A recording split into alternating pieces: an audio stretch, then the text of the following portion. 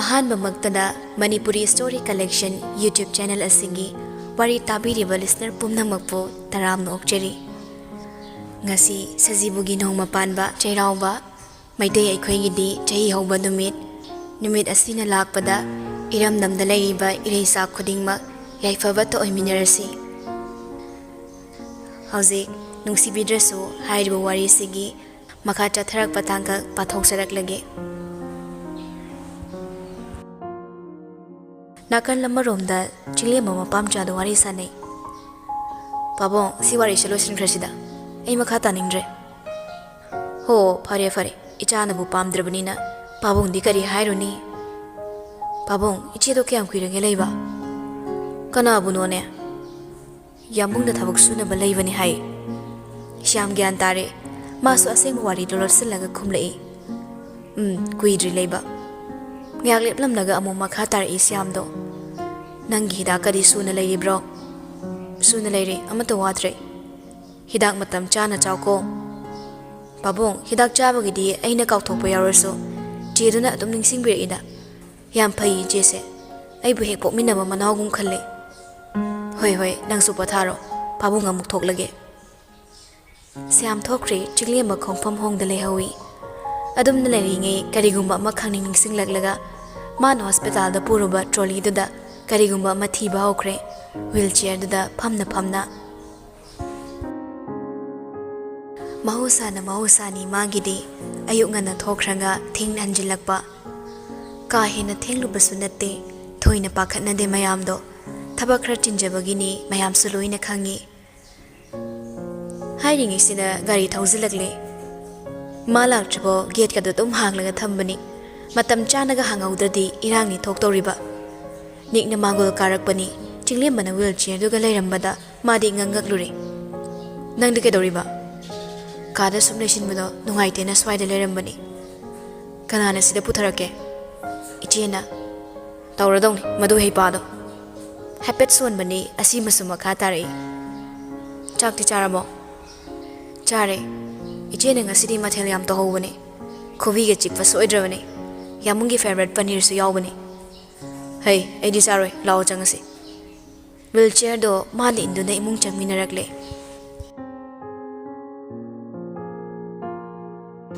ngasagi matawduga hairuradi chak saruk to huga pamdong malurabane aidi aduga di ensang singdo kayam hawleirame aidi adumai hawbe ensang amata sachiraktre imadi charabo Chadrida ay suahan bani. Serial yung laga wari sanaramba mani mamu anido nik changlak pa obada chap lepkre. Sumlak pa dunda stair mathak manak yawi. Nasa stair sidadi napido na pamba kumdarak bro. Chinglem ba khazik nok laga. As kai day no da. Ay kong pratik pasunati. Saruda kre khazik chat bani. Samadi dum chat pa kapay ngamida. Stair kumba sa kra diway. Hoise pobre pambra ay di hodre. Sammagi say. Mayamba na samlaga kaminarakpada kaadu phawti yawre. Pamung da sumbi pamong. Horen ay nakarakpada wheelchair do purage. Asam na nikto magi kada amuglakle. Dressings tawraba matong masada fresh oithokpa barum changkre. Loiraba tongni TV news sing lingay laida changlai. Chak thire. Nang di charaba. Laisa wahang du dai pen ngai. Lalak tawna khumlai. Chare nang na saraga ay ko na sagadro masirul nate ay chadri nang di kay gisadri ba kaino wahang kuding maning mamang thalisa yam thuna jawla pabong ni yum da chak cha da yam sawbani nang na isak sa ba sa da ba pano haide ay gi thongni chummine minai ni na ay chak yam lami ko sasat thuna chawso pabong amuk lak jeni ay na sadradi nang sara hendoiro Hoi, hendoy ba? Helo dudi, ay susaro. Kariya, nang nanatibong taptay chasila nga. Ay ngwanda gani sa kaya ka no? Nung fadok su helo kayo no? Nung tihisay do tandro. Ibu nga, nang siba na chakaw do hana rapat la sini he. Nabog to patmanda na. Ay yam fate. Henjin drangay yung sili chalawro. Nang ipay sa apamado, kaya no ay napini. Karini sa no, nang na-try siya. Ay su charaga nung phadok nangonda khaige maming hairo chaning ngade pige ꯑꯁꯤ ꯍꯥꯏꯔꯝꯂꯒ ꯃꯥꯅ ꯐꯝꯂꯤꯕ ꯁꯣꯐꯥꯗꯨꯒꯤ ꯅꯥꯀꯜꯗꯒꯤ glass ꯕꯣꯇꯜ ꯃꯆꯥ ꯑꯃ ꯄꯤꯔꯛꯂꯝꯃꯤ꯫ ꯂꯥꯏꯁꯦ ꯌꯦꯡꯂꯨꯕꯗ poison ꯑꯣꯏꯔꯝꯃꯤ꯫ ꯃꯈꯨꯝ ꯑꯃꯅ ꯌꯥꯕꯅꯤ꯫ ꯐꯅ ꯑꯗꯨꯝ ꯐꯔꯦ ꯀꯩꯅꯣ꯫ ꯍꯌꯦꯡ ꯆꯥꯛ ꯊꯣꯡꯕꯗ ꯃꯈꯨꯝ ꯑꯝꯇꯒ ꯅꯠꯇꯦ, ꯕꯣꯇꯜꯁꯤꯃ ꯄꯨꯂꯞ ꯍꯩꯖꯤꯟꯒꯦ꯫ ꯂꯥꯏꯖꯗꯒꯤ ꯄꯣꯏꯖꯟꯗꯣ ꯑꯃꯨꯛ ꯃꯨꯟꯈ꯭ꯔꯦ꯫ ꯅꯤꯁꯥ ꯈꯥꯏꯅꯤꯡꯉꯀꯥꯟ ꯍꯥꯏꯔꯣ꯫ ꯆꯠꯂꯣ, ꯆꯥꯛꯇꯣ ꯁꯠ ꯑꯝꯇ ꯆꯥꯎꯁꯣꯕ꯫ ꯑꯩ ꯆꯥꯛꯈꯨꯝ ꯂꯣꯏꯁꯟꯗꯧ ꯌꯥꯝ ꯋꯥꯠꯂꯤ꯫ ꯄꯨꯡꯁꯦ ꯌꯧꯈ꯭ꯔꯕꯅꯤ꯫ ꯅꯪꯅ ꯑꯩ ꯆꯥꯛ ꯑꯁꯨꯛ ꯌꯥꯝ ꯄꯤꯖꯅꯤꯡꯉꯤꯁꯤꯅ ꯀꯩꯒꯤ? ꯂꯥꯏꯖ ꯅꯥꯀꯟꯗ ꯍꯥꯏꯐꯦꯠ ꯑꯣꯟꯊꯣꯛꯂꯒ ꯃꯔꯨꯝ ꯁꯣꯜꯂꯤ꯫ ꯐꯖꯅ ꯈꯥꯏꯔꯤꯁꯤꯗꯤ꯫ ꯍꯟꯗꯛꯇꯤ ꯂꯥꯏꯖꯗꯣ ꯀꯦꯊꯔꯞ ꯇꯧꯅ ꯁꯥꯡꯅ ꯆꯤꯡꯂꯒ ꯍꯥꯏꯔꯛꯂꯝꯃꯤ꯫ ꯏꯄꯨꯔꯣꯏꯕꯁꯦ ꯌꯥꯝ ꯄꯤꯖꯅꯤꯡꯕꯗꯣ, ꯆꯔꯥ ꯆꯤꯟꯗꯝꯂꯁꯤ ꯈꯣꯡꯗꯣꯏꯕꯤꯔꯛꯂꯣ, ꯆꯥꯛꯁꯪꯗ ꯉꯥꯏꯖꯔꯝꯂꯒꯦ꯫ ꯑꯁꯤ ꯍꯥꯏꯔꯒ ꯂꯥꯏꯖ ꯐꯦꯠ ꯍꯥꯏꯗꯣꯛꯂꯒ ꯊꯣꯛꯈ꯭ꯔꯦ꯫ ꯂꯋꯥꯏ ꯅꯨꯄꯤ ꯀꯛꯏ ꯆꯨꯕꯤ ꯈꯛꯅꯤꯅ꯫ ꯍꯧꯒꯠꯂꯒ ꯄ꯭ꯔꯞ ꯂꯥꯛꯄꯅꯤ ꯃꯥꯁꯨ ꯆꯥꯛꯁꯪ ꯇꯝꯅ꯫ ꯆꯥꯛ ꯌꯦꯟꯁꯥꯡꯗꯣ ꯊꯥꯡꯗꯣꯛꯂꯒ ꯂꯩꯔꯝꯃꯤ꯫ ꯃꯈꯨꯠꯇꯨ ꯍꯥꯝꯗꯣꯛꯂꯒ ꯆꯤꯌꯔ ꯑꯃꯗ ꯐꯝꯊꯩ꯫ ꯆꯥꯛ ꯌꯦꯟꯁꯥꯡꯗꯣ ꯐꯣꯡ ꯐꯣꯡ ꯁꯥꯔꯤꯕꯅꯤ, ꯃꯅꯤꯜꯁꯨ ꯀꯥꯔꯤ꯫ ꯑꯁꯨꯛ ꯁꯥꯕ ꯆꯥꯛꯁꯤꯕꯨ ꯀꯅꯥ ꯆꯥꯅꯒꯦ? ꯍꯥꯏꯔꯒ ꯃꯥꯒꯤ ꯆꯥꯛ ꯄꯨꯈꯝꯗꯣ ꯎꯞꯊꯣꯛꯂꯒ ꯊꯝꯃꯤ꯫ ꯅꯥꯀꯜꯗ ꯊꯕꯛ ꯂꯣꯏꯁꯤꯜꯂꯝꯕ ꯂꯥꯏꯖꯗꯣ ꯈꯪꯄ꯭ꯔꯦ ꯈꯪꯉꯤ꯫ ꯀꯩꯅꯣꯅꯦ, ꯉꯥꯎꯕ꯭ꯔꯥ ꯀꯩꯅꯣ? ꯀꯣꯛꯆꯥꯛꯁꯤꯗꯤ ꯃꯤꯍꯨꯜꯒ ꯌꯧꯔꯨꯔꯦ꯫ ꯆꯥꯅꯤꯡꯗ꯭ꯔꯒ ꯀꯣꯛ ꯊꯣꯛꯄ ꯌꯥꯗ꯭ꯔꯣ? ꯀꯩꯒꯤ ꯆꯥꯛ ꯃꯥꯡꯍꯜꯂꯤꯅꯣ? ꯅꯨꯡꯉꯥꯏꯅ ꯄꯩꯁꯥ ꯇꯥꯟꯕꯅꯤꯅ ꯃꯥꯡꯍꯟꯕꯗ ꯄꯥꯝꯃꯨꯕ ꯂꯩꯇ꯭ꯔꯦꯅꯦ꯫ ꯁꯤꯒꯤ ꯆꯥꯛ ꯌꯦꯟꯁꯥꯡꯁꯤꯗꯤ ꯅꯄꯥꯗ ꯄꯤꯖꯧ, ꯅꯣꯏ ꯅꯄꯥꯗ꯫ ꯃꯤꯒꯤ ꯃꯄꯥꯕꯨ ꯍꯦꯛꯇ ꯄꯟꯕ ꯌꯥꯕ꯭ꯔꯥ? ꯑꯩꯁꯨ ꯅꯪꯒꯤ ꯅꯄꯥꯗꯣ ꯄꯜꯂꯛꯀꯦ, ꯅꯪꯁꯨ ꯅꯣꯛꯇꯅ ꯇꯥꯋꯣ꯫ ꯍꯥꯏꯔꯤꯗꯨ ꯇꯥꯗꯦ, ꯌꯦꯟꯁꯥꯡꯗꯣ ꯃꯊꯪ ꯊꯣꯛ ꯃꯈꯥꯇꯥꯡ ꯎꯞꯊꯣꯛꯂꯒ ꯊꯝꯃꯤ꯫ ꯃꯊꯪ ꯎꯞꯊꯣꯛꯂꯛꯄꯗ ꯄꯅꯤꯔꯗꯨ ꯌꯧꯔꯛꯂꯦ꯫ ꯃꯗꯨꯕꯨꯅꯤ ꯃꯥ ꯎꯞꯊꯣꯛꯄ ꯉꯝꯗ꯭ꯔꯦ, ꯃꯤꯔꯥꯏꯔꯨꯕ ꯉꯝꯗ꯭ꯔꯦ꯫ ꯃꯥꯒꯤꯗꯤ ꯈ꯭ꯋꯥꯏꯗꯒꯤ ꯄꯥꯝꯖꯕꯅꯤ ꯃꯗꯨꯅ ꯁ꯭ꯄꯨꯟꯗꯨꯅ ꯑꯃꯨꯔꯛ ꯍꯨꯛꯂꯒ ꯌꯦꯡꯉꯤ꯫ ꯁꯥꯏꯅ ꯂꯥꯏꯖꯗꯁꯨ ꯍꯥꯏꯐꯦꯠ ꯌꯦꯡꯂꯒ, ꯁꯤꯗꯤ ꯈꯔ ꯏꯪꯉꯦ, ꯀꯃꯥꯏꯅ ꯇꯧꯔꯤꯅꯣ? ꯋꯥꯍꯩꯗꯨꯗ ꯂꯥꯏꯖꯗ ꯃꯆꯤꯟ ꯃꯦꯜꯂꯒ ꯅꯣꯛꯅꯤꯡꯕ ꯈꯥꯡꯉꯤ꯫ ꯄꯥꯝꯕꯨ ꯄꯥꯝꯂꯨꯔꯕ, ꯊꯃꯣꯏꯅꯕꯨ ꯈꯣꯏꯗꯥꯔꯨꯔꯕꯗꯤ ꯇꯣꯉꯥꯟꯅ ꯇꯥꯏ, ꯇꯣꯉꯥꯟꯅ ꯑꯗꯨꯃꯛ ꯎꯏ ꯍꯥꯏꯕꯗꯨꯅꯤ꯫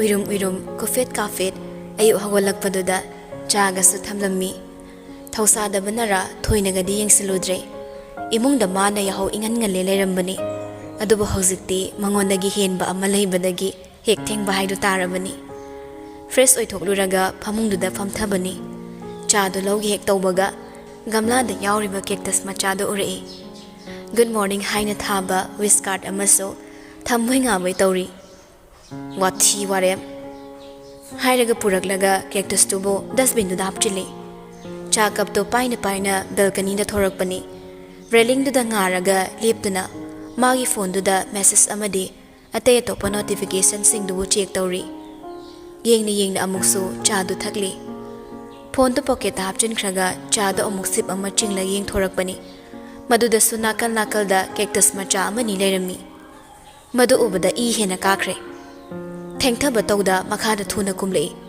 ꯀꯤꯠꯆꯟꯗ ꯆꯪꯂꯒ ꯂꯥꯏꯖꯕꯨ ꯊꯤꯔꯤ, ꯑꯗꯨꯕꯨ ꯂꯩꯔꯝꯗ꯭ꯔꯦ꯫ ꯁꯨꯃꯥꯡꯂꯣꯝꯗ ꯑꯃꯨꯛ ꯊꯣꯔꯛꯄꯅꯤ꯫ ꯑꯗꯨꯕꯨ ꯇꯧꯔꯝꯂꯤꯕ ꯃꯇꯧꯗꯨꯗ ꯉꯛꯄꯅ ꯈꯝ ꯊꯦꯡꯈ꯭ꯔꯦ꯫ ꯂꯇꯥ, ꯁꯨꯁꯤ ꯑꯃꯗꯤ ꯂꯥꯏꯖ ꯏꯁꯩꯒꯗꯨ ꯊꯥꯔꯒ ꯖꯨꯝꯕꯥ ꯆꯣꯡꯗꯨꯅ ꯂꯩꯔꯝꯃꯤ꯫ ꯆꯪꯁꯤꯜꯂꯒ ꯁ꯭ꯄꯤꯀꯔꯗꯨ ꯑꯣꯐ ꯇꯧꯏ꯫ ꯑꯍꯨꯝꯗꯨ ꯆꯞ ꯂꯦꯞꯈ꯭ꯔꯦ꯫ ꯀꯅꯥꯅꯅꯣ ꯌꯨꯝꯁꯤꯗ ꯀꯦꯛꯇꯁ ꯄꯨꯔꯛꯏꯁꯦ? ꯂꯥꯏꯖꯅ, ꯑꯩꯅꯅꯤ ꯀꯩꯅꯣ꯫ ꯗꯁꯕꯤꯟꯗ ꯍꯥꯞꯆꯤꯟꯈ꯭ꯔꯕꯅꯤ, ꯃꯇꯨꯡ ꯄꯨꯔꯛꯄ ꯌꯥꯔꯣꯏ꯫ ꯂꯥꯏꯖ ꯃꯈ꯭ꯋꯥꯡ ꯃꯦꯠꯂꯒ, ꯀꯔꯤ? ꯑꯩꯅ ꯑꯥꯗꯒꯤ ꯊꯑꯣꯏꯒꯤ ꯑꯣꯔꯗꯔ ꯇꯧꯔꯒ ꯄꯨꯍꯜꯂꯛꯏꯅꯤ ꯈꯪꯕ꯭ꯔꯣ? ꯑꯗꯨꯒ ꯗꯁꯕꯤꯟꯗ ꯀꯥꯏꯅ, ꯑꯁꯤꯗ ꯃꯌꯥꯝ ꯊꯥꯏꯁꯤꯁꯨ ꯗꯁꯕꯤꯟꯗ ꯂꯣꯏ ꯍꯥꯞꯆꯤꯟꯈ꯭ꯔꯣꯍꯦ꯫ ꯅꯤꯛꯁꯨ ꯑꯣꯟꯊꯣꯛꯂꯒ ꯌꯦꯡꯂꯛꯄꯅꯤ꯫ ꯑꯗꯨꯕꯨ ꯑꯣꯏꯔꯝꯂꯤꯕ ꯃꯇꯧꯗꯨꯗ ꯑꯉꯛꯄꯒꯤ ꯃꯊꯛꯇ ꯑꯉꯛꯄ ꯑꯃꯨꯛ ꯍꯥꯞꯆꯤꯟꯈ꯭ꯔꯦ꯫ ꯒꯥꯔꯗꯦꯟ ꯃꯆꯥ ꯑꯃ ꯂꯩꯔꯤꯕ ꯑꯗꯣꯝꯗ ꯀꯦꯛꯇꯁ ꯃꯆꯥꯁꯤꯡꯗꯨ ꯄꯔꯦꯡ ꯒꯝꯂꯥꯗ ꯊꯥꯔꯒ ꯂꯩꯕꯗꯨ ꯎꯔꯦ꯫ ꯃꯗꯨ ꯎꯕꯗ ꯅꯤꯛꯇꯤ ꯈꯨꯠꯀꯗꯣ ꯃꯔꯦꯡ ꯆꯠꯂꯕꯅꯤ꯫ ꯂꯥꯏꯖ ꯁ꯭ꯄꯤꯀꯔꯗꯣ ꯑꯃꯨꯛ ꯃꯥꯅ ꯑꯣꯟ ꯇꯧꯔꯒ ꯖꯨꯝꯕꯥꯗꯣ ꯍꯧꯈ꯭ꯔꯦ꯫ ꯅꯤꯛ ꯁꯥꯎꯕꯅ ꯃꯩ ꯍꯧꯔꯕꯅꯤ꯫ ꯆꯣꯡꯉꯨ꯫ ꯃꯇꯧꯗꯨꯗ ꯂꯇꯥ ꯑꯃꯗꯤ ꯁꯨꯁꯤ ꯄꯥꯈꯠꯄꯅ ꯆꯣꯡꯐꯝꯒ ꯈꯪꯗ꯭ꯔꯕꯅꯤ꯫ ꯁꯨꯝ ꯈꯟꯖꯤꯜꯂꯨꯔꯕꯗꯤ ꯂꯥꯏꯖꯕꯨ ꯍꯦꯟꯅ ꯀꯤꯁꯤꯜꯂꯛꯄ ꯍꯥꯏꯗꯨ ꯑꯣꯏꯔꯦ꯫ ꯂꯥꯏꯖ ꯃꯥꯗꯤ ꯃꯋꯥꯒ ꯂꯧꯕꯤꯕꯖꯥꯠ ꯅꯠꯇꯦ꯫ ꯃꯥꯒꯤ ꯇꯧꯐꯝ ꯊꯣꯛꯄ ꯆꯣꯡꯐꯝ ꯊꯣꯛꯄꯗꯨ ꯃꯈꯥ ꯆꯠꯊꯔꯤ꯫ ꯅꯤꯛ ꯃꯅꯨꯡ ꯆꯪꯉꯛꯂꯦ꯫ ꯃꯊꯛꯇ ꯂꯩꯍꯧꯕ ꯀꯦꯛꯇꯁ ꯑꯅꯤꯗꯨ ꯄꯥꯏꯔꯒ ꯕꯦꯜꯀꯅꯤꯗꯒꯤ ꯁꯨꯃꯥꯡ ꯊꯪꯅ ꯈꯪꯊꯥ ꯊꯥꯗꯔꯛꯏ꯫ ꯖꯨꯝꯕꯥ ꯆꯣꯡꯂꯝꯕ ꯑꯍꯨꯝꯗꯨ ꯈꯪꯄ꯭ꯔꯦꯛ ꯈꯪꯅ ꯆꯣꯡꯊꯣꯛꯈꯤ꯫ ꯂꯥꯏꯖ ꯈꯣꯟꯖꯦꯜ ꯊꯣꯛꯇ ꯃꯆꯤꯟꯗꯨ ꯁꯣꯜꯂꯤ꯫ ꯉꯥꯎꯕ꯭ꯔꯥ ꯀꯩꯅꯣ ꯑꯁꯤꯕꯣ? Gamlasina palaga siradi mana ising ngamdoksu nate. Latana imai pema sibu siramnida gamlasina lawaitida palamadi aida sangjahorage si hodringe sida susi so pakhana ima ai sange hairaga susi na hani mung na chensin kre tungdana lata su inakre laisa makhuto glove upaga akai ba gamla machet amade cactus to bo khomjinli adumna leiringe mathakta gi laukthare mathang langthabadadi nangi turni kaungno laisa mamit phaina mathakta yengkhali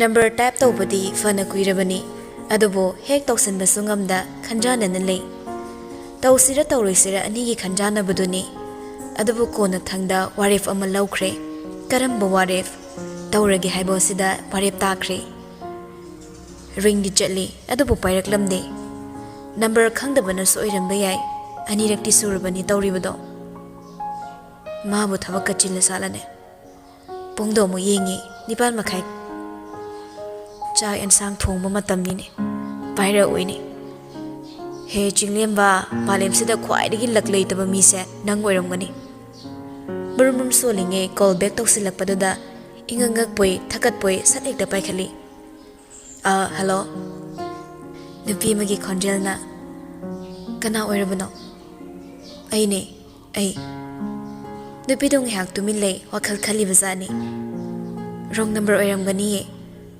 number dom ta check tawbiyo as soidimi yam thi chumeba ai hospital da thengna baduni haima da chinglim baro adude mane da chinglim ba kei lerege chinglim ba khumpham khangdraduna batin da thorak ba wahai ama hek taizili number se chumbre yengak panida number se chumba banina thamba yaraba au thamninga dige shukaidi baba gi sarat kuidre tabak su yam chille hoi thamo marak marak ta pau phau na se hoi da chinglemba adudi thamage ko ngai kho ke haige number save torobo tawdri tawdoira da chinglemba gi number bo aina ke gi save toroi doino okay bye call thamki baga chinglemba nok fet ta howi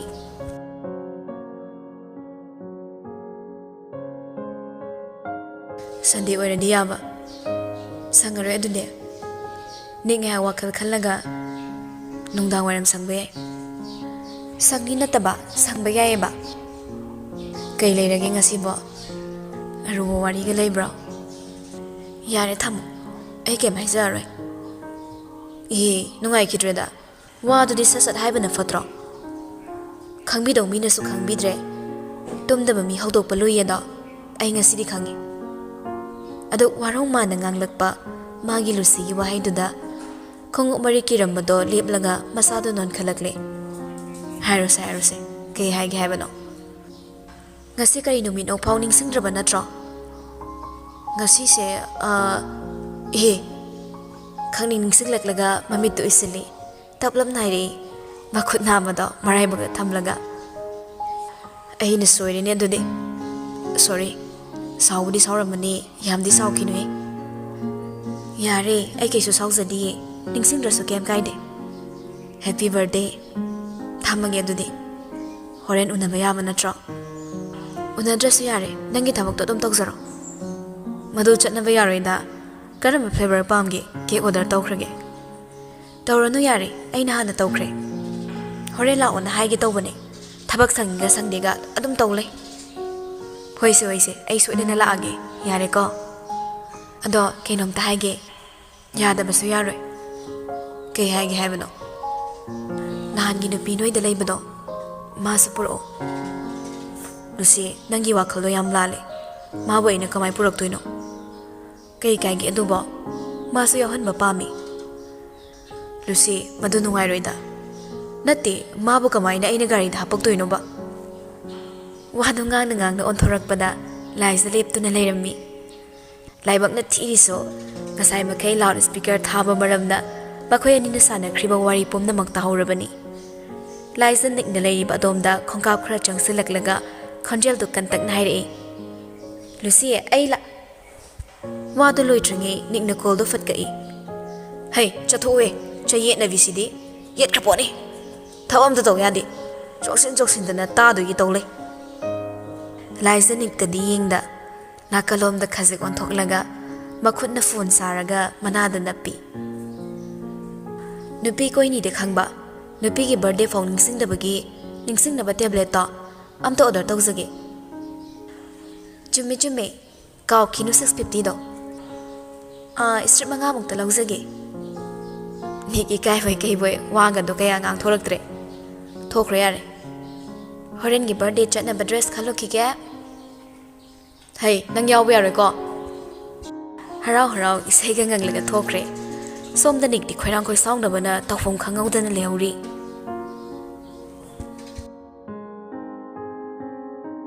Thabak ti komba leite. Masaga khara sonjare. Wara duna magi ka changak laga ngyak pothai. Hip name na ningsing lei. Hospital ga maga chinglem baga wari sanari matang duni. Chinglemba amadi maya khonjel dugi mai ke yingli. Chinglem mu majindu soli. Yambo. Nik changak laga makhoya ningi manak ta lepi. Hairap amo maya da yingi. Hafitting ak popoi kari tawrazano khale. Kangsin da si madi hagle. Maga di kamaina. Chinglemba na. Yambo maya ko bane.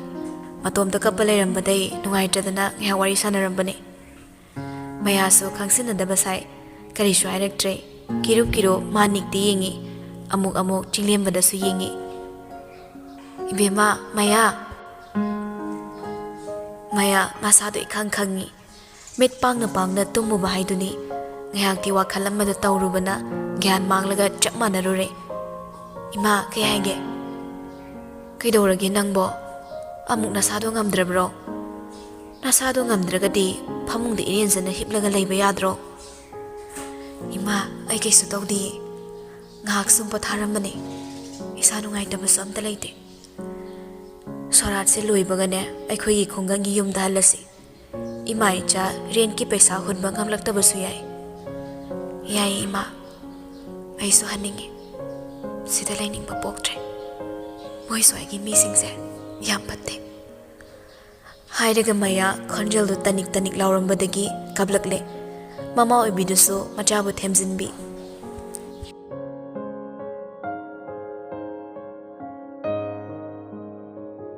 Numidang wairam dudi yaksilakle. Punga mamukti pharamlani. Mana ngasai dressing table mamang do da kerakli bado. Mang do thamni basana machugi layaw adu paikhatlaga narumgi samjida thetchili. Matang to da gari thausilakpagi makhol ama tarakpaduda balcony da hathu chenthoraktuni yingi. Mana ngasai ngaijarakpa misaktuni. Minute ama mungtani nikna ka yorakpado. Thongzil pandu da leptuna leirambado hathu thingna changlakpani. Laisa khran toklaga. Kaino ne asok chawa mi ama lepise udadawna waisan ge tawine. Nik chathorakpada litluba blazer do lokthoklamlaga wasl meriba domna changki. Kaya kuide minute mangha muktani. Masado fresh oithokloraga thorakpa. Ngasai makhai laisina lepaga mabuloy pangai bani. Adudo selo aina khanmane. Dress ni na black ngakta. Atopa machu so red kumba so amta yawde. Nangi sidi black is be kai duni ne. Laisa tahata ningna thorakpadu da haisari bani. Thawai bi banati. Laisa na khalamba dress to hannagi yengdude. Magi thokpo ama khallaga setkre. Loibaga thuna ma gamgam mo komkre. Laisa su inare. Mana makha yorakpada niktu gari karamle. Start tawduna leirami. Laisa khonglei thuna chatuna. Lae. Harau thoksarakpani. Yorumdai duda niktu thagotkre. Ngai ku tongdriye. Hari du tabide getlan thokre. Phai. Nang ngambra aina ngamra yeng tabani. In liver fido ta haudana ba chen hiyetsili. Mamai du so haifet yetsili. Mina masa khankidana ba maongni. Amani thiraga ahum subaduda khongkap launa kanduna khonglei thuna talaragle gari maning duda. Nakanda chatliba mi gari kari su ukidre. Man uriba haibabo mangda thokriba gari du khakni. ꯐꯅꯗꯨꯝ ꯁꯥꯡꯅ ꯇꯥꯟꯅꯕꯅꯤ ꯉꯥꯏꯈꯣ ꯍꯥꯏꯕꯅꯦ ꯍꯦ ꯀꯣꯛꯆꯥꯛ ꯉꯥꯏꯈꯣ ꯍꯥꯏꯕ ꯅꯤꯛꯁꯨ ꯀꯔꯤ ꯋꯥꯈꯜꯗꯒꯤꯅꯣ ꯔꯤꯌꯔ view ꯃꯤꯔꯔꯗꯨꯗ ꯍꯥꯏꯐꯦꯠꯇꯪꯅꯤ ꯌꯦꯡꯉꯨꯕ ꯑꯗꯨꯝ ꯅꯂꯥꯏꯖꯅ ꯇꯥꯟꯅꯔꯛꯄꯗꯣ ꯎꯔꯒ ꯒꯥꯔꯤꯒꯗꯨ ꯕ꯭ꯔꯦꯛ ꯈꯪꯐꯥ ꯐꯥꯏ ꯒꯥꯔꯤꯗꯒꯤ ꯀꯨꯝꯂꯛꯂꯒ ꯆꯦꯜꯂꯛꯂꯤꯕꯤ ꯂꯥꯏꯖꯕꯨ ꯉꯛꯅꯤ ꯌꯦꯡꯂꯒ ꯂꯩ ꯂꯥꯏꯖꯁꯨ ꯃꯅꯥꯛ ꯌꯧꯁꯤꯜꯂꯛꯂꯦ ꯆꯦꯜꯂꯨꯕꯩ ꯋꯥꯔꯗꯨꯅ ꯃꯁꯥꯗꯣ ꯈꯖꯤꯛ ꯅꯣꯟꯊꯔꯒ ꯁꯣꯔ ꯃꯄꯤ ꯍꯣꯜꯂꯒ ꯂꯩ ꯑꯃꯨꯛ ꯅꯣꯟꯈꯠꯂꯛꯂꯒ ꯄꯥꯏꯔꯛꯄ ꯕꯦꯒꯇꯨꯅ ꯅꯤꯛꯀꯤ ꯃꯁꯥꯗ ꯄꯣꯞ ꯊꯣꯝꯖꯤꯜꯂꯤ ꯉꯥꯎꯔꯤ ꯐꯩꯔꯦꯛ ꯇꯧꯔꯗꯅ ꯅꯅꯥꯒ ꯅꯃꯤꯠꯀꯗꯣ ꯁꯣꯏꯕ꯭ꯔꯥ ꯃꯤꯅ ꯉꯁꯥꯏꯗꯩ ꯀꯧꯔꯤꯕ ꯇꯥꯟꯅꯔꯛꯏꯁꯦ ꯎꯗ꯭ꯔꯥ ꯈꯪꯗꯦꯅꯦ ꯄꯣꯔꯛꯀ ꯁꯣꯟꯖꯤꯜꯂꯝꯃꯒ ꯃꯥꯅ ꯍꯥꯟꯅ ꯒꯥꯔꯤ ꯀꯥꯈ꯭ꯔꯦ ꯅꯤꯛꯁꯨ ꯀꯥꯔꯛꯂꯕꯅꯤ ꯑꯗꯨꯕꯨ ꯋꯥ ꯉꯥꯡꯂꯛꯇꯦ ꯂꯥꯏꯖ ꯃꯔꯨꯝ ꯁꯣꯟꯕ ꯂꯦꯞꯇꯦ ꯒꯥꯔꯤ ꯃꯅꯨꯡꯗ ꯂꯝꯖꯦꯜꯗ ꯂꯥꯏꯖ ꯑꯩꯉꯣꯟꯗꯗꯤ ꯍꯧꯕꯤꯔꯛꯀꯅꯣ ꯃꯤꯅ ꯂꯥꯏꯖ ꯑꯄꯥꯏꯕꯤ ꯍꯥꯏꯅꯔꯤꯕꯅꯤ ꯒꯥꯔꯤꯗꯤ ꯊꯧꯕ ꯍꯧꯈ꯭ꯔꯦ ꯍꯥꯏꯐꯦꯠ ꯃꯅꯤꯡ ꯌꯦꯡꯂꯨꯕꯅꯤ ꯐꯖꯅ ꯄꯦꯛ ꯇꯧꯔꯕ ꯄꯤꯛꯇꯛ ꯇꯧꯕ ꯕꯣꯛꯁ ꯑꯃꯒ ꯐ꯭ꯔꯦꯁ ꯔꯦꯗ ꯔꯣꯁꯀꯤ ꯕꯣꯀꯦ ꯑꯃꯒ ꯂꯩꯔꯝꯕꯗꯣ ꯎꯕꯗ ꯃꯥꯏꯊꯣꯡꯗꯣ ꯅꯣꯛꯐꯦꯠ ꯇꯧꯖꯔꯒ ꯍꯥꯏꯔꯛꯏ ꯕꯣꯀꯦꯁꯤꯗꯤ ꯑꯩ ꯄꯤꯔꯒꯦ ꯕꯣꯛꯁꯤꯅ ꯅꯪ ꯄꯤꯔꯣ ꯇꯥꯕ ꯌꯥꯕ ꯋꯥꯍꯩ ꯌꯥꯎꯗꯕꯅꯔ ꯊꯣꯏꯅ ꯊꯧꯁꯥꯔꯨꯗꯕꯒꯤꯔ ꯋꯥꯍꯪꯗꯨꯒꯤ ꯄꯥꯎꯈꯨꯝ ꯄꯤꯔꯛꯇ꯭ꯔꯦ ꯃꯥꯒꯤ ꯊꯣꯛꯄ ꯆꯨꯝꯗ꯭ꯔꯤꯡ ꯐꯝꯂꯒ ꯑꯗꯨꯝ ꯒꯥꯔꯤ ꯊꯧꯔꯤ ꯂꯥꯏꯖꯅ ꯅꯥꯀꯜꯗ ꯑꯣꯟꯊꯣꯛꯂꯒ ꯂꯩ ꯁꯛꯐꯝ ꯍꯣꯡꯉꯤ ꯁꯥꯡꯈ꯭ꯔꯕ ꯂꯝꯕꯤꯗꯣ ꯀꯔꯝꯅ ꯌꯧꯔꯛꯈꯤ ꯃꯥ ꯈꯪꯍꯧꯗꯦ ꯅꯤꯛꯇꯨ ꯍꯥꯟꯅ ꯀꯨꯝꯈ꯭ꯔꯦ ꯒꯤꯐ ꯑꯅꯤꯗꯨꯁꯨ ꯃꯥꯅ ꯄꯥꯏꯈ꯭ꯔꯦ ꯂꯥꯏꯖꯗ ꯀꯨꯝꯂꯛꯇꯨꯅ ꯆꯪꯒꯦ ꯇꯧꯕꯅꯤ ꯑꯗꯨꯕꯨ ꯈꯥꯝꯂꯛꯏ ꯌꯨꯝ ꯐꯥꯎꯗꯤ ꯄꯨꯕꯤꯔꯕꯅꯤ ꯃꯅꯨꯡꯗ ꯆꯪꯉꯛꯑꯅꯨ ꯃꯤꯅ ꯎꯈ꯭ꯔꯒ ꯐꯖꯗꯦ ꯑꯩꯒꯤ ꯃꯥꯏ ꯁꯣꯛꯀꯅꯤ ꯆꯪꯉꯣ ꯒꯥꯔꯤꯁꯤꯗ ꯁꯨꯝ ꯐꯝꯂꯝꯃꯣ ꯑꯩ ꯂꯣꯛ ꯇꯧꯔꯒꯦ ꯑꯆꯝꯕ ꯋꯥꯍꯩ ꯑꯣꯏꯔꯕꯁꯨ ꯌꯨꯈ꯭ꯔꯕꯗꯤ ꯇꯨꯡꯒꯨꯝꯅ ꯁꯠꯇꯣꯛꯄ ꯋꯥꯕ ꯁꯦꯡꯗꯣꯛꯄꯗ ꯂꯨꯕ ꯋꯥꯍꯩꯅꯤ ꯂꯥꯏꯖ ꯃꯤ ꯑꯣꯏꯔꯤꯕꯅ ꯈꯖꯤꯛꯇꯤ ꯏꯀꯥꯏꯕ ꯄꯣꯛꯏ ꯅꯥꯛ ꯌꯦꯠꯇ ꯑꯆꯠ ꯑꯋꯣꯡ ꯇꯧꯔꯤꯕꯁꯤꯡꯗꯨꯅ ꯇꯥꯔꯝꯒꯗ꯭ꯔꯥ ꯈꯟꯅ ꯑꯩ ꯁꯤꯗ ꯁꯨꯝ ꯂꯦꯞꯄꯝꯒꯦ ꯇꯞꯂꯝꯅ ꯑꯗꯨꯝ ꯈꯨꯝꯂꯛꯄꯅꯤ ꯒꯥꯔꯤꯗꯨ ꯂꯣꯛ ꯇꯧꯁꯤꯜꯂꯝꯃꯒ ꯅꯤꯛꯇꯤ ꯃꯅꯨꯡ ꯆꯪꯈ꯭ꯔꯦ ꯃꯥ ꯃꯄꯥꯜꯗꯨꯗ ꯁꯨꯝ ꯂꯦꯞꯇꯨꯅ ꯂꯩ ꯃꯤꯗꯤ ꯑꯁꯨꯝ ꯑꯁꯨꯝ ꯂꯥꯛꯇꯨꯅ ꯃꯅꯨꯡ ꯆꯪꯅꯈꯤ ꯃꯥ ꯈꯛꯇꯅꯤ ꯃꯄꯥꯜꯗꯨꯗ ꯅꯥꯏꯇꯣꯝ ꯂꯦꯞꯍꯧꯔꯤꯕꯁꯦ ꯆꯠꯅꯕꯤꯔꯥ ꯂꯝꯗꯝꯁꯤꯒꯤ ꯆꯠꯅꯕꯤ ꯑꯣꯏꯒꯗ꯭ꯔꯥ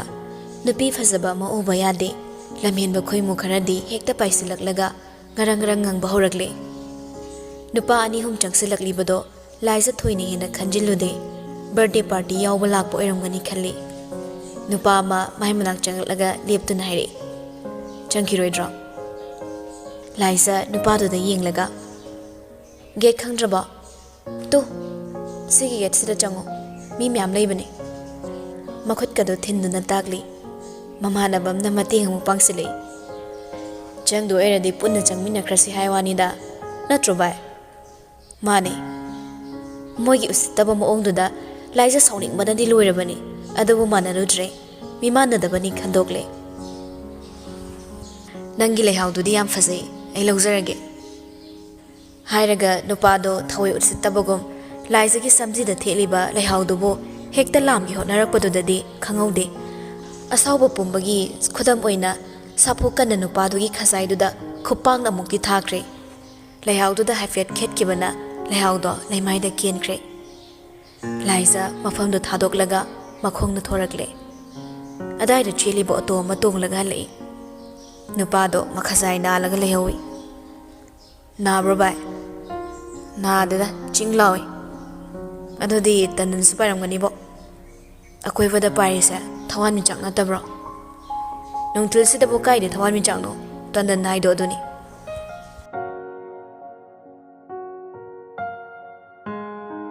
ꯅꯨꯡꯁꯤꯕꯤ ꯃꯥꯒꯤꯗꯤ ꯃꯇꯝꯗꯣ ꯉꯥꯏꯍꯥꯛ ꯀꯥꯏꯊꯣꯛꯂꯨꯔꯦ ꯀꯨꯏꯊꯅ ꯂꯩꯕꯁꯨ ꯄꯥꯝꯗꯦ ꯊꯕꯛ ꯆꯤꯟꯖꯕꯅꯤꯅ ꯃꯥꯅꯕꯨ ꯏꯍꯥꯟ ꯍꯜꯂꯝꯒꯅꯤ ꯊꯣꯔꯛꯄꯗꯣ ꯒꯦꯠ ꯂꯥꯟꯊꯣꯔꯛꯄꯗ ꯂꯥꯏꯖꯗꯤ ꯎꯗꯕꯗꯨꯗ ꯍꯥꯏꯐꯦꯠ ꯑꯀꯣꯏꯕꯗꯨ ꯌꯦꯡꯂꯤ ꯈꯔ ꯈꯖꯤꯛ ꯆꯠꯊꯣꯛꯂꯒ ꯑꯃꯨꯛ ꯌꯦꯡꯉꯤ ꯃꯤꯅꯠ 5ꯃꯨꯛꯇꯤ ꯑꯗꯨꯋꯥꯏꯗ ꯉꯥꯏꯍꯥꯛ ꯂꯦꯞꯂꯒ ꯂꯩ ꯈꯟꯈ꯭ꯔ ꯃꯥꯜꯂꯦ ꯈꯟꯅ ꯃꯥꯁꯨ ꯆꯠꯀꯦ ꯍꯥꯏꯅ ꯈꯣꯡ ꯊꯥꯡꯕꯅꯤ ꯑꯗꯨꯕꯨ ꯀꯔꯤꯒꯨꯝꯕ ꯑꯃ ꯅꯦꯠꯁꯤꯟꯕꯒꯨꯝ ꯐꯥꯎꯔꯛꯄꯗꯨꯗ ꯊꯥꯡꯂꯝꯕ ꯈꯣꯡꯊꯥꯡ ꯂꯦꯞꯂꯒ ꯇꯨꯡꯗ ꯑꯃꯨꯛ ꯈꯣꯡꯀꯥꯞ ꯑꯃ ꯍꯜꯂꯤ ꯃꯥꯅꯤ ꯉꯁꯥꯏ ꯂꯥꯏꯖꯅ ꯊꯦꯠꯈꯤꯕ ꯂꯩꯍꯥꯎꯗꯨꯅꯤ ꯃꯥꯁꯨ ꯈꯪꯉꯤ ꯄꯥꯏꯈꯠꯂꯨꯕꯗꯤ ꯇꯧꯗꯦ ꯑꯗꯨꯕꯨ ꯍꯥꯏꯐꯦꯠ ꯌꯦꯡꯕꯗ ꯈꯪꯕꯅꯤ ꯉꯁꯥꯏ ꯂꯥꯏꯖꯒꯤ ꯁꯝꯗ ꯊꯦꯠꯈꯤꯕꯗꯣ ꯃꯥ ꯃꯤꯠꯆꯤꯅ ꯍꯥꯏꯐꯦꯠ ꯎꯍꯧꯕꯅꯤ ꯀꯩꯗꯧꯕ ꯌꯥꯎꯈꯤꯕꯖꯥꯠꯅꯣ ꯍꯥꯏꯕꯒꯤ ꯋꯥꯍꯪꯁꯤꯗꯤ ꯃꯁꯥꯗ ꯇꯠꯇꯅ ꯍꯪꯖꯔꯤ ꯀꯨꯏꯅ ꯂꯩꯊꯗ꯭ꯔꯦ ꯑꯗꯨꯃꯛ ꯊꯨꯅꯃꯛ ꯌꯨꯝꯂꯣꯝꯗ ꯂꯥꯛꯂꯦ Lambida mamsilakpa hꯧrabani yum yobadadi pumam mamkhre numidang takre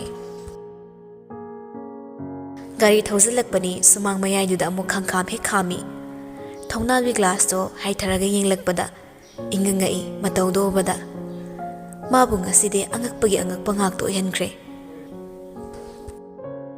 fanek fidon chinkhatlaga kok fina kuplaga kuru khuda kullaga khubak tara changsolonaduna sumangda lai khurumduna leirambi mado hek urure ngasai matawdugadi itha thazarudabani matangduda microbe ki manamna akoibado sin thungna sandokre laikai gi bhamon kangsi khingbagi khonjel pumnamaksi punsin kibada mana leiba mafamsi pau sangsar atop amada leibagum phawragle karamba sangsar wakhal santida ingna chikna nungsi chanana leibagi sangsar lai khurumbada loiraduna tonkhalakpada nikna mabu yengduna leirambado haifet ngakchane maso yenglibado mangonda natabra tungda kana legi khan amuksu yengi kana su leitrabada mangonda ni haibasu khangi adubu kari maramgi maram amma leitana mangondi yengak loi haiba masu khangi aduna haglei kaigino yengai de nangonda bu yengni kari yaudana yengdurige niksu sumjeng khumlakpani laisa mai leiraga changki khumlakliba nikki pakhumduda murumumsu solibani mani yengaga yengdabasu sadana aibu sum chophaladi chakta lau hidak haisala pizadoini yengo nikna changlakpada magi mamagi maupa nupa chinglen magi ni mamada famdana leirami mama changsilaga khurumi yare mama nanga wa amata tanagena lakpani chaga thabo mama thai ibe mama na puthori madi kanano ni khumfam khangda makhuna pai bagari gi soduna makok ta hafet holaga mama mado yumside helper oina leibani oh pabung di leite habro mama noi ma ton ga luhong mama chatkina leiramdre pharese mama na khane se habu kai wano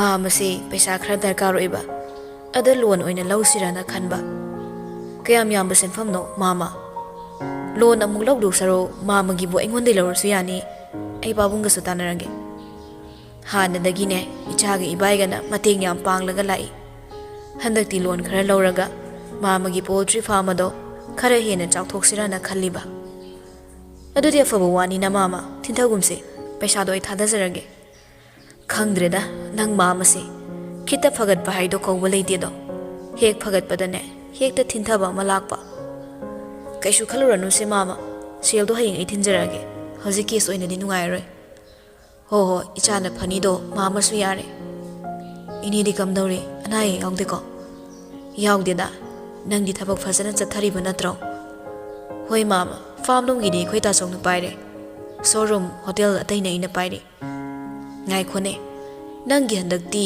gold watch ama launch tawkibado phajai ne mini yam pamnaba mali madu na sing yam sinabu ine hoi mama demand khra lei hosing matam chuna bai do ekre ngai wari watai sanaram laga magi mama chinglen sohan kre ka da chang na bo hagot pani mayam manong dren amadi susi thorak laga ngai wari sananaba khamlei sofa da muk phamthei nikna tacho ke haige amasibo kamai tongi khalino sumle han gidoiro natraga chalan khradoira wa ngangbagi matau magi wanga kanana kari haibadagi kari maramgi hairaklibanu haiba nikhangi nongmata palaktaba mayambana ngasi adumna palaklibado kanagi thausilno haibaso mamayeng singna khangi laizaro hoine handakti susi yausilei laisabi amana pakhang leiba yumda sum kuina leisilakpa haibase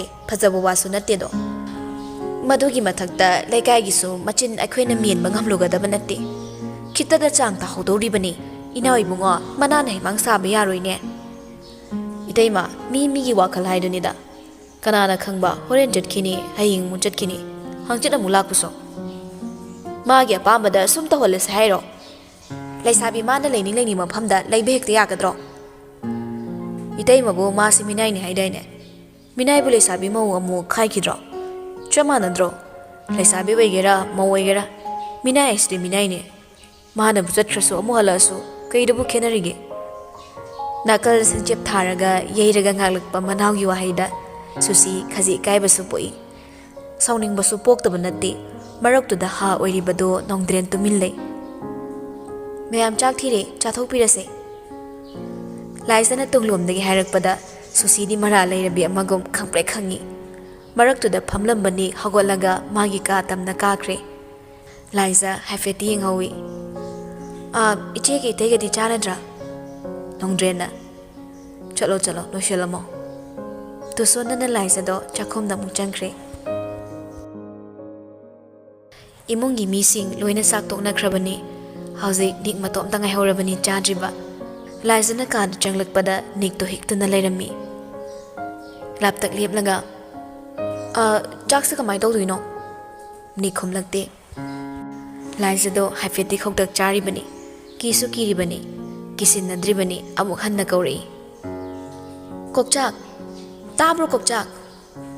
ꯍꯤꯞꯂꯝꯕꯅꯤ ꯍꯧꯒꯠꯂꯛꯄꯗꯣ ꯎꯕꯗ ꯀꯧꯒꯦ ꯀꯧꯊꯣꯛꯂꯨꯔꯒ ꯀꯤꯔꯗꯨꯅ ꯊꯣꯡꯖꯤꯜ ꯄꯥꯜꯗꯨꯗ ꯆꯪꯁꯤꯜꯂꯒ ꯂꯨꯝꯂꯒ ꯂꯩ꯫ ꯃꯁꯥ ꯇꯪꯈꯥꯏ ꯑꯃꯗꯤ ꯀꯥꯔꯣꯝꯗ ꯑꯣꯟꯁꯤꯜꯂꯛꯂꯦ꯫ ꯁꯦꯝꯃꯝꯃꯣ꯫ ꯑꯇꯞꯄ ꯈꯣꯟꯖꯦꯜ ꯍꯥꯏꯔꯛꯄꯗꯨꯗ ꯂꯥꯏꯖ ꯄꯨꯡꯉꯛ ꯉꯛꯈ꯭ꯔꯦ꯫ ꯃꯪꯒꯨꯝ ꯇꯧꯈ꯭ꯔꯦ ꯇꯥꯏꯕꯪꯗꯣ꯫ ꯃꯈꯥꯗ ꯀꯨꯝꯂꯛꯂꯒ ꯅꯤꯛꯀꯤ ꯆꯥꯛ ꯁꯦꯝꯂꯒ ꯊꯝꯃꯤ꯫ ꯅꯤꯛꯅ ꯆꯪꯉꯛꯄꯗ ꯂꯥꯏꯖꯗꯣ ꯗꯥꯏꯅꯤꯡ ꯇꯦꯕꯜ ꯃꯅꯥꯛꯇꯨꯗ ꯂꯦꯞꯄꯝꯃꯤ꯫ ꯇꯦꯕꯜ ꯃꯊꯛꯇꯨꯗꯁꯨ ꯆꯥꯛ ꯄ꯭ꯂꯦꯠ 3 ꯊꯝꯂꯝꯃꯤ꯫ ꯀꯩꯅꯣ, ꯀꯅꯥ ꯀꯅꯥ ꯆꯥꯗ꯭ꯔꯤꯒꯦ?